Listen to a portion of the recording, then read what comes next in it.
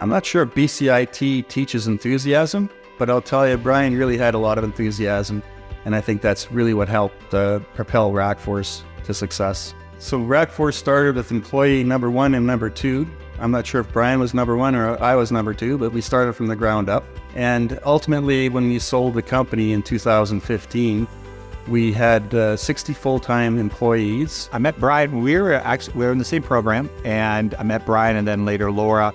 They'd obviously been together for a while. She's a powerhouse on her own. But I think it was in the first term. Brian, came up and said, "Hey, I'm selling hardware. Do you want one?" And I talked to him about it. And yeah, I bought a computer off him. I met Brian 25 years ago now at a trade show. I remember walking across the aisle, and I asked this tall, redheaded guy a question. I asked him, "Do you know what voice over IP is? It's a brand new technology coming out." And Brian said, "No, I never heard of it. But let's talk."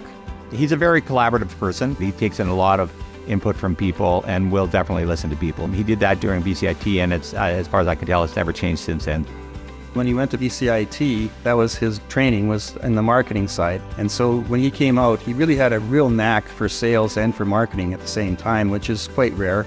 The reason why Brian is such a good business partner is because he's always up. He's always on the positive side. We've had times when we thought we've lost everything. It was very difficult times.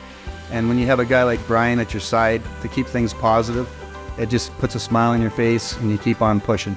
I've gone through a couple of educational institutions now, including BCIT, and I can count in 2 hands the number of people that I'm still in touch with. We get to choose who we spend time in this world, and I enjoy spending time with Brian and Laura.